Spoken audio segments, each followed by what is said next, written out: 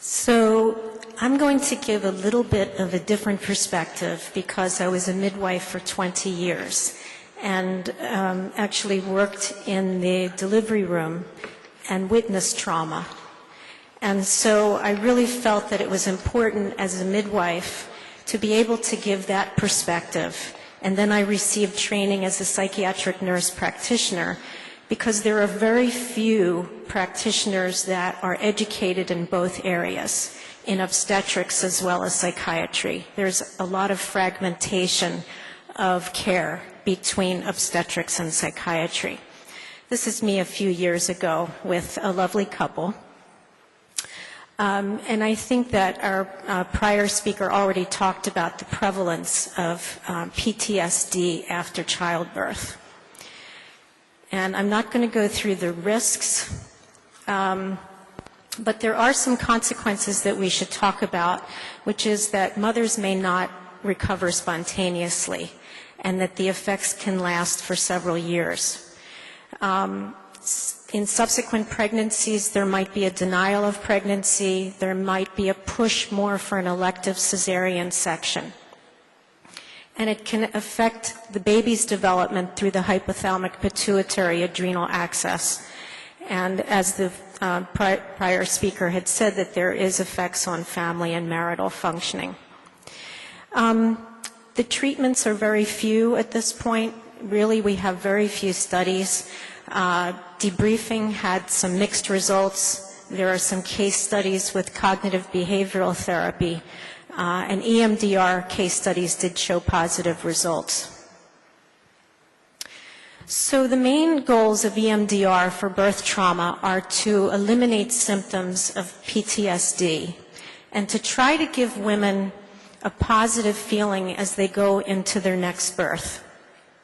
There are women, and actually I'm going to show you a video of someone who has decided that she doesn't want to give birth anymore after her experience. But we want to give her an increased sense of confidence and a sense of control. And what I saw as a midwife is that many times women did not feel that they were in control, and also to reduce maternal and infant morbidity. Just a very brief history of EMDR. Francine Shapiro, in 1987, she just noticed that she had some distressing thoughts, and legend has it that there were birds flying in the sky, and as she was watching the birds and her eyes were moving from right to left, she noticed that her distressing thoughts decreased. So she decided to enlist the help of her friends and everyone that she knew to see if EMDR would indeed work. And what she used was this saccadic eye movement, which is very similar to what occurs in REM sleep. So the idea is that disturbing thoughts from a past trauma become locked in the neural network, and somehow that this saccadic eye movement enlists the help of the adaptive information processing so that memories fade and women don't live in trauma time anymore. And the example that's always given is the idea of riding on a train. You see some scenes that go by and it fades from memory with the help of the adaptive information processing system, which reduces emotional salience. There are many studies for EMDR, which I'm not going to go through at this point. But and the evidence, again, for EMDR for birth trauma is very few. There are no randomized controlled trials. And basically, there are just 2 case studies that I've come across that have one of 4 mothers and another one of 3 mothers, and both with very positive results. I like EMDR as opposed to exposure therapy because that I feel that it gives women more of a choice. If a woman does not want to talk about her birth experience, she can still have the EMDR without revealing what her trauma is. Whereas with traditional exposure therapy, it's necessary to tell the story. The components of EMDR are the target image, the negative cognition or belief that the woman has about herself, what she would like to believe about herself, a positive cognition, how much she believes in her positive cognition. And when I show you the case study, this will become very clear. It's the level of belief in that positive cognition. It's rated from 1 to 7.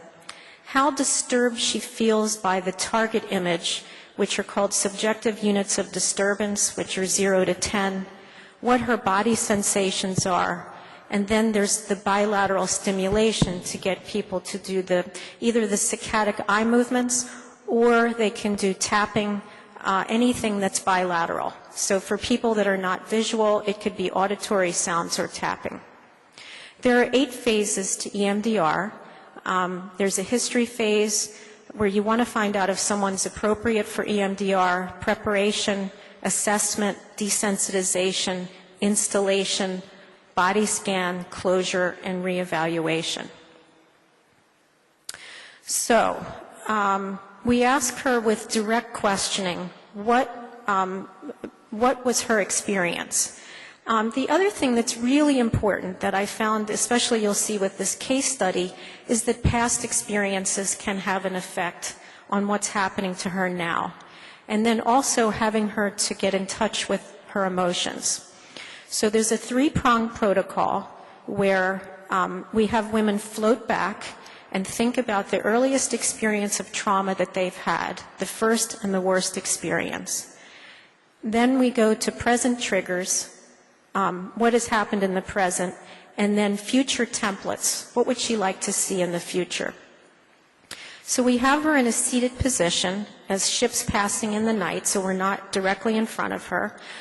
We make sure that she's comfortable with the eye movements. We offer her alternatives. We explain EMDR. And we make sure that she's stable. And one of the ways we do this is we help her develop a safe place, a stop signal, which is extremely important so that she can stop the process whenever she wants. Because many times when a woman has a birth and she's unable to stop what's happening, this is her ability to control what's happening. Does she have a support system? And the other thing is we have to think about timing. So if she has to go for a court case the next day, we want to make sure that we don't do the EMDR because she's likely to continue reprocessing. Okay, so again, target image is identified during the assessment. We ask her what the worst part of the experience was. What is your negative belief about yourself when this particular incident happened? What would you like to believe about yourself? How much do I believe in this? The validity of cognition, emotions, the subjective units of disturbance in the body scan. And then we help her to reprocess with the bilateral stimulation. And then basically what it is telling her to take a deep breath, let it go, and what are you noticing? It goes so much with midwifery because I always feel that I need to empower women, and this is a way of giving them that power. We gently bring her back to target, and we try to get her subjective units of disturbance down to 0. And then the next phase is that we try to install what she would like to believe about herself. And then ask her to scan her body, and because many times people have memories of bad experiences in terms of feelings in their body. The woman that we're going to see in just a little bit talked about how her neck and her back were hurting.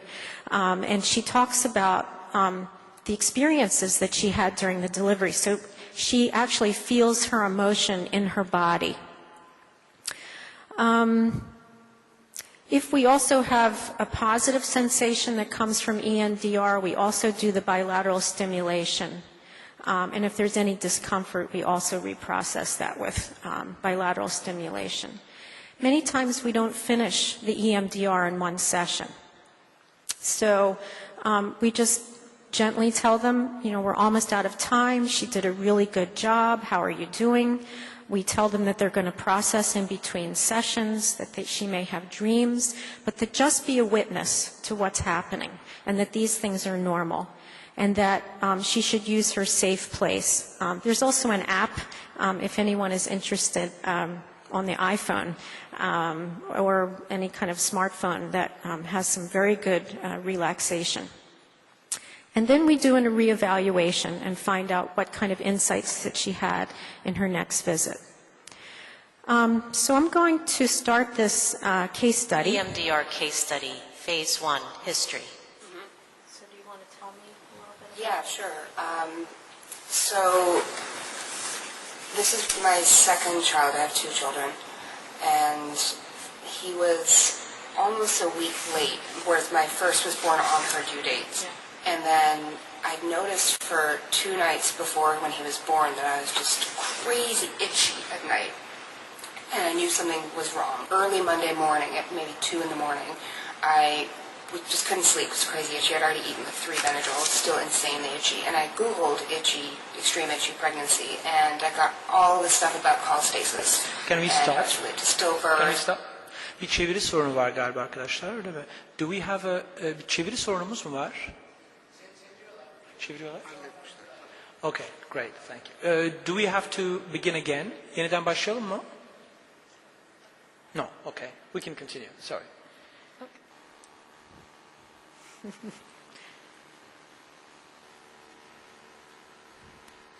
Someone puts oxygen on me. No one's saying what's going on. Everyone's in a panic. I can just see on everyone's face. And I think, oh my God, I'm going to die. Phase 2, preparation. So I'd like you to think about some place that you have been or imagine being there that feels very calm and safe. It's really important that it's safe. Perhaps being on the beach or sitting by a mountain stream. So what image represents your place? So I'm on the beach under a sort of like tiki hut, and I could see my legs in the lawn chair kind of thing, looking out to the ocean. Okay. So notice what you see, hear, and feel. So I want you to bring up the image of that place, and I want you to concentrate on where you feel the pleasant sensation in your body, and allow yourself to enjoy it. And then I just want you to concentrate on that sensation, and then I just want you to follow the light.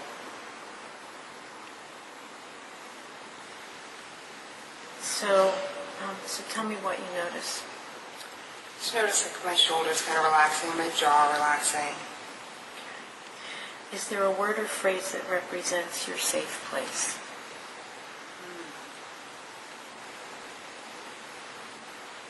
Just tropical paradise. Okay, so think of tropical paradise and notice the positive feelings when you think that word and concentrate on those sensations in the word. Phase 3, assessment. I just wanted to check in about the target memory. So what we had talked about last time was the baby was in distress, 10 people come in the room, the attendings come in their white coats, and they put oxygen on your face, and you thought you were going to die. The oxygen is really, there's still something about the sort of forcing the oxygen on my face. Okay. That's still the kind of the most tricky part. Would you say right now that that was the worst part? Yeah, right now I would say that, yeah. And that's what seemed to link to the thought, like, oh crap, like I'm going to die. But what are the words that go with that picture that expresses your negative belief about yourself right now? I am in danger. I'm going to die. When you bring up that picture, what would you prefer to believe about yourself?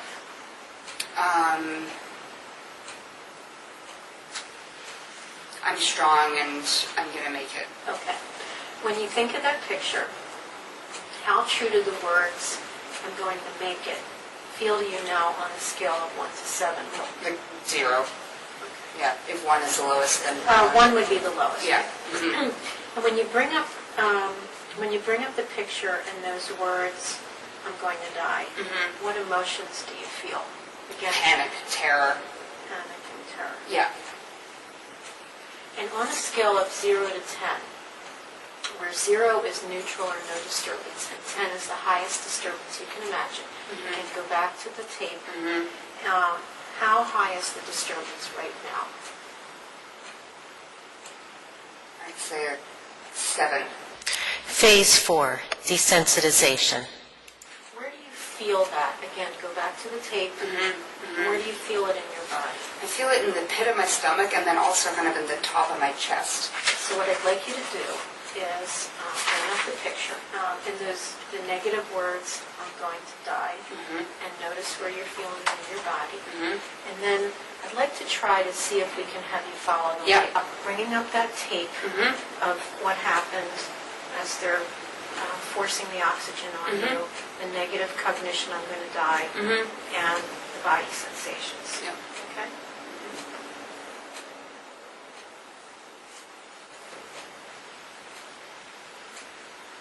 Deep breath. Okay. And what do you notice? Just feeling tension in my chest. My muscles are kind of tense. So I just want you to go with that. Deep breath. And tell me what you notice.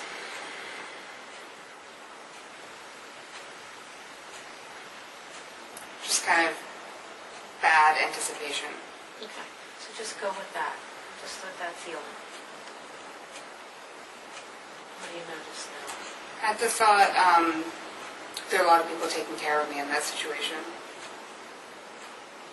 So just go with that. The epidural with this one was just, it was just a nothing. It wasn't painful. There was kind of nothing aversive with it. I could still move my legs. It was just a lot better than the one that I'd had in my first birth. Phase 5, installation. Do the words, I'm going to make it, still fit? Yeah. So I want you to think about the memory. And those words, I'm going to make it. And how true do those words feel now from 1 completely false to 7 completely true? I'll say 7.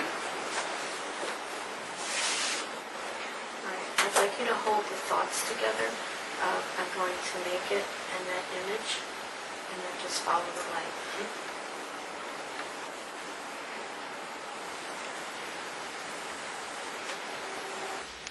Phase 6, body scan. So what I want you to do is close your eyes and keep in mind the original incident and that positive cognition, I'm going to make it. Then bring your attention to different parts of your body, starting with your head and working downward. In any place that you find any tension or tightness or unusual sensation, tell me. Got some tension in my jaw. Okay. Anywhere else? And my back's like a little tense, but it might just be that the chair is sitting in it weirdly. Okay. All right. So I want you to just focus on those discomfort sensations. Open your eyes and then just follow the light.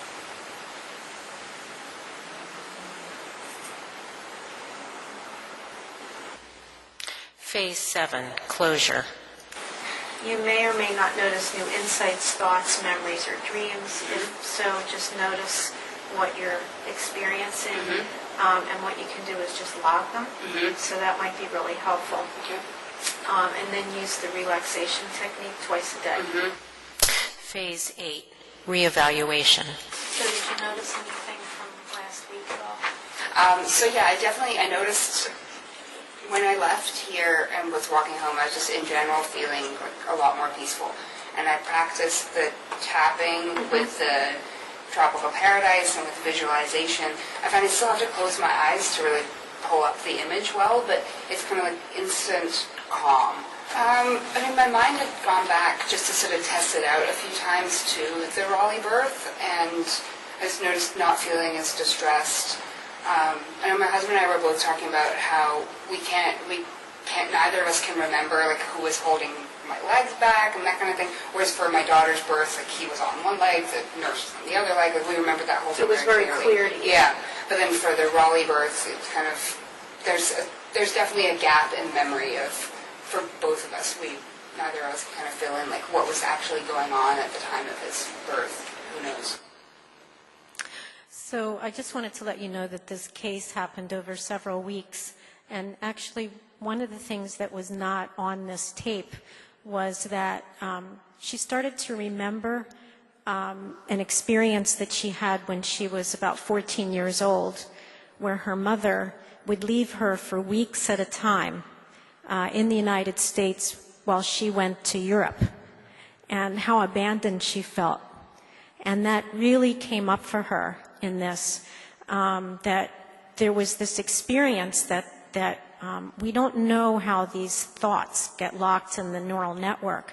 But for her, somehow losing control of that birth, there was a woman that came in, was silent, put oxygen on her face, and something that about that triggered the memories of her mother not taking care of her.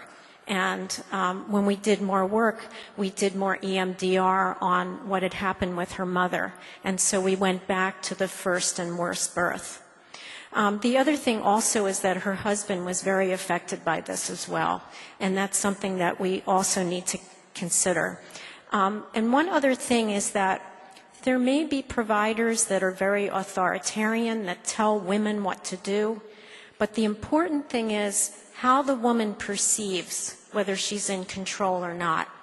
And even if we feel that a birth went well, that a woman can still develop symptoms of post-traumatic stress. And they say, you know, from what I've read in the literature, that up to 40% of women may not have full-blown PTSD, but 40% do have symptoms of post-traumatic stress and could benefit. This patient seemed like she was very happy and calm and smiling, but inside she was really feeling a lot of trauma. So also not to allow what a person's exterior looks like to influence you in terms of whether she needs treatment or not. Okay, so just go. So early screening is important for women at their postpartum visits. We need to know if they feel that they've had any trauma. One other thing also is modesty. Some women just feel very exposed and have never had that experience. And when they're in a delivery room and people come in and they're undressed, that they feel very vulnerable.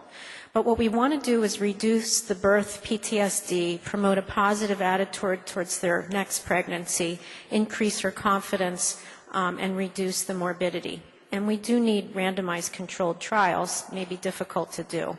So thank you very much.